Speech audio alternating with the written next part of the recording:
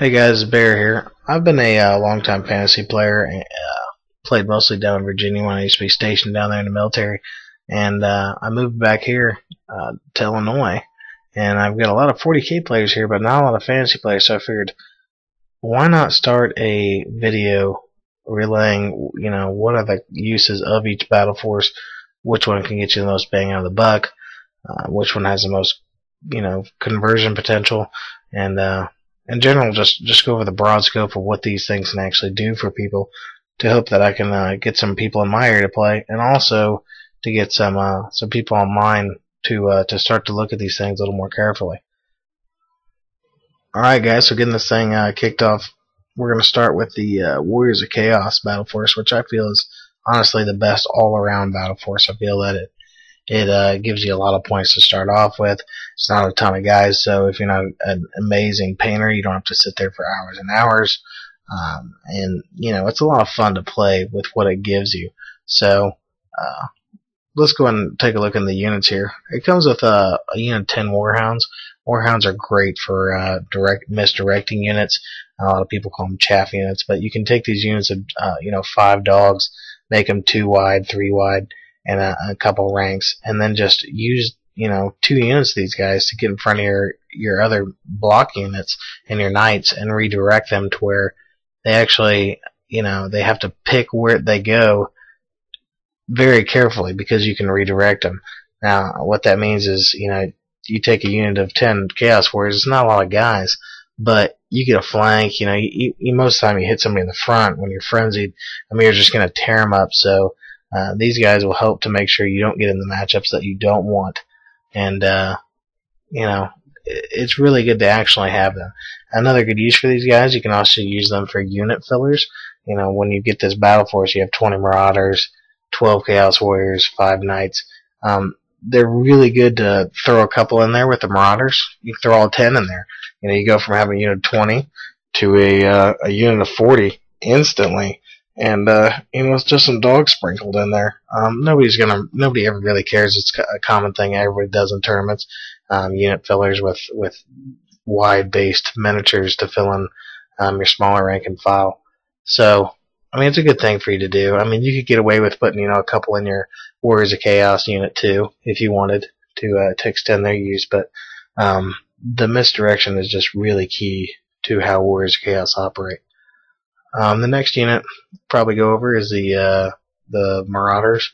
A unit of 20 Marauders, while not the optimal size, can actually do quite a bit of damage for 20 guys. They're pretty cheap. You can give them great weapons or flails.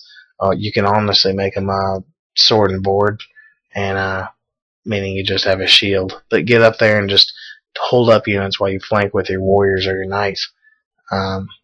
I think the main key potential for Warriors of Chaos is going completely offensive.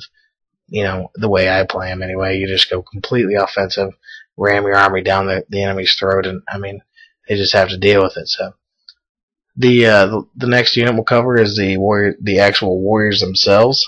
You get 12 of these guys in a battle force, and they're really tough, solid troops. Give them halberds, a shield to keep them alive.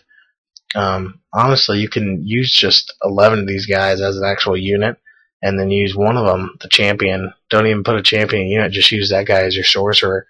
You do a little conversion work here and there. There you go, you got a level 4 sorcerer hanging out with these guys. So that'll make the unit and your army as a whole a lot more enjoyable to play. As I said, you can get 1,000 points with this battle force right out of the bat, and a big part of that is using one of those guys as a sorcerer, clocking about 240 points. But he's going to add a whole new element to your game. He's going to let you, get enemies from afar, buff your guys, all kinds of stuff, and it's needed. When you play Chaos without magic, you're really just doing hand-to-hand, and you're kind of missing out on a lot of the game. It'd be like playing checkers and then never getting, a king. So that's something to think about.